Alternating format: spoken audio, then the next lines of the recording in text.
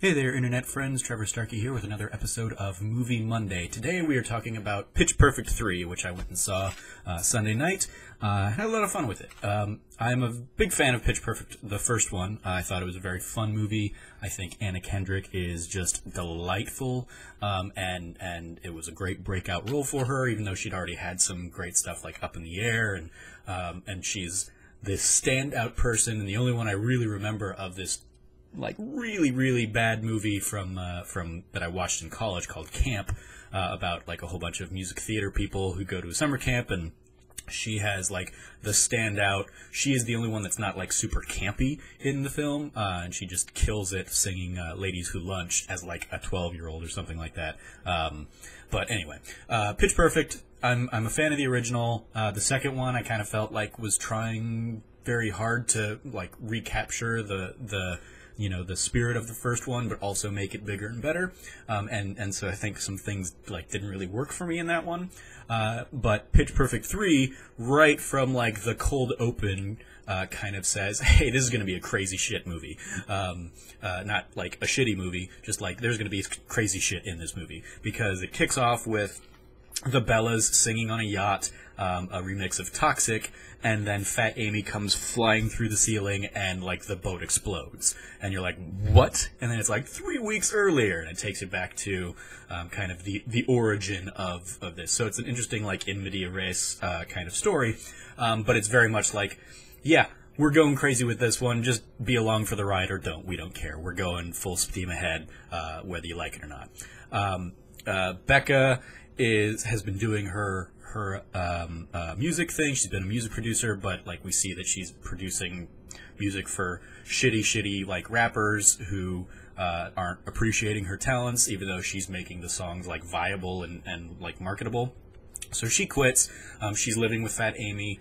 Fat Amy is unemployed and just kind of being Fat Amy. And then, I forget, the redhead's, her character comes in. She's also there.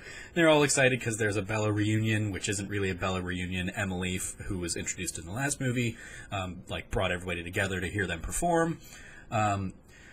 Anyway, they all get together and like reminisce about how crappy their lives are and how much they wish they were just being the Bellas again. And so they get together for like one final go around, and basically become a part of a USO tour, through connections through Aubrey and her military dad, her absentee father kind of thing.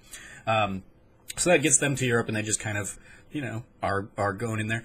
This is basically like a weird DJ Khaled showcase, because he's like mentioned so many times, because he's the one who's like kind of producing the USO tour, and one of the 4 artists that are performing in it are going to be picked to open for him. And so it's like just every other scene references and mentions DJ Khaled, and he's in a fair bit of the movie himself.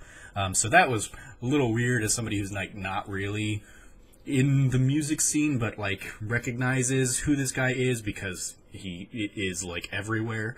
I was like, and you're in this movie too? Okay. But overall, very fun. You have a fun little side story of Fat Amy meeting her father, her absentee criminal father, played by John Lithgow, doing a very amusing Australian accent, and he's just delightful. Everybody in this film like really comes to the role and just like has fun with it, and yeah, I really enjoyed it.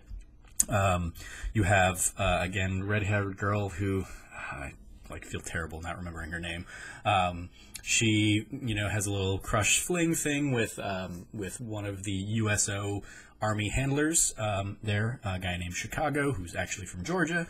They have a nice little like back and forth, and they kind of relate to being in their respective families. He's got the Army as his second family, and she's got the Bellas as her second family. So yeah, it's a very fun movie, very lighthearted, but also just like they go with it, and they're like, yeah, we're gonna have this weird little section of the movie that's like espionage. We get like kidnapped and go onto a yacht and have to like Fat Amy suddenly knows a shit ton of karate and stuff, and like is beating up guys left and right, and it's like, sure, yep, let's go ahead and do that. You have the pair of like a cappella hosts kind of following them around, doing a documentary, I think is what they called it. So that's how they worked into the story here. And yeah, lots of fun. The music's great as always. The Bellas in the USO tour are kind of going up against a trio of other acts. You've got a DJ and kind of rapper hip hop artist, and you've got like a southern country kind of act, and then you've got like the all girl rocker group led by Ruby Rose playing the lead singer of Evermoist as the band. They're the musical antagonists that really go back and forth, but the villain of the film is Fat Amy's dad, and that's kind of like telegraphed from the beginning that it's like, oh yeah, he's not a good guy. But yeah, it's fun. It was a weird, wild ride of a movie.